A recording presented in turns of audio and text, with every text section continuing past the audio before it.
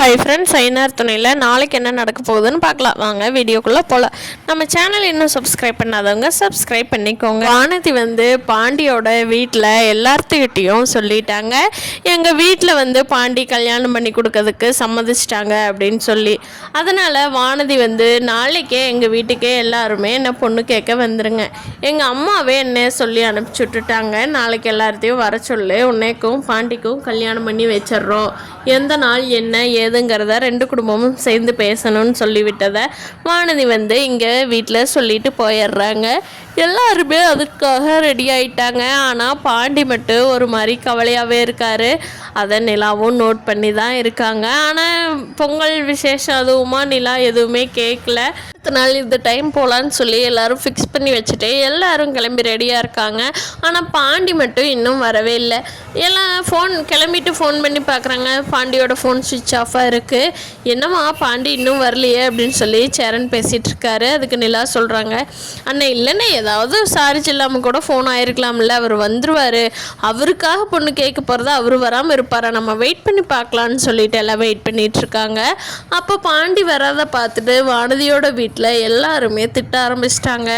பொடி உன்னை லவ் பண்ணவும் இல்லை ஒன்றும் இல்லை, அந்த பையன் சும்மா அப்படியே ஜாலியாக இருந்துட்டு கழட்டி விட்டுட்டு போயிடலான்னு பார்த்துருக்குறான், அதுக்குள்ளே நீ பொண்ணு கேட்கவான்னு சொன்னதும் ஜெர்க்காகி ஓடி போயிட்டா அப்படின்னு சொல்லி வானதியோட அண்ணன் வானதிக்கிட்ட திட்டிகிட்டு இருக்காங்க.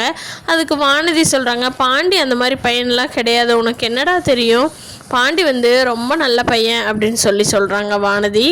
சேரன் அண்ணாவுக்கும் ஃபோன் பண்ணி, அண்ணா எங்கண்ணே இன்னும் வரலையே, எங்கள் வீட்டில் எல்லோரும் வெயிட் பண்ணிகிட்ருக்காங்க அப்படின்னு கேட்குறாங்க. அதுக்கு சேரன் சொல்கிறாரு, அம்மா நாங்கள் எல்லாமே ரெடியாகித்தாம்மா இருக்கிறோம், இன்னும் பாண்டி மட்டும் இன்னும் கடையிலேருந்து வரல அப்படின்னு சொல்லவும் வானதி, என்னென்ன பாண்டி கூப்பிட்டாலும் சுவிட்ச் ஆஃப்னு வருது, இன்னும் வரலைங்கிறீங்களே, அப்போ எப்போ தானே கிளம்பி வர்றது அப்படிங்கிறாங்க.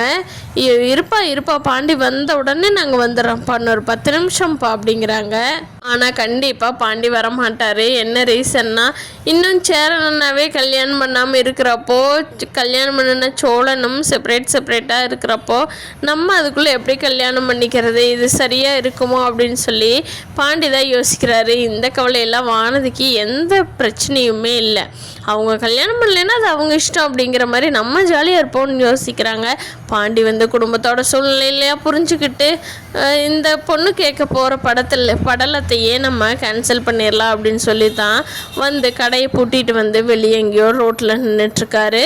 அது மட்டும் இல்லாமல் வானதி உங்கள் அண்ணி எங்கேயாவது ஹாஸ்டலுக்கு போக சொல்லிடுடா, நம்ம அந்த ரூம் எடுத்துக்கலான்னு சொன்னது பாண்டிக்கு மேலும் நினச்சி மனசே புண்ணாகுது. எப்படி அவங்க இருக்கிற ரூம் விட்டுட்டு நீங்கள் எங்கேயாவது போங்கன்னு சொல்ல முடியும், அவங்களும் சோழனோட ஒய்ஃபு தானே அப்படின்னு சொல்லி பாண்டி எல்லா விஷயத்தையும் யோசிச்சுட்ருக்காரு. எல்லாம் சோழன் வீட்டில் இருக்கிறவங்க கண்டுபிடிச்சிட்டு இதுக்கான மாற்று ஏற்பாடு ஏதாவது பண்ணுவாங்களா அப்படிங்கிறத வரப்போகிற நாட்களில் பார்க்கலாம் ஃப்ரெண்ட்ஸ்.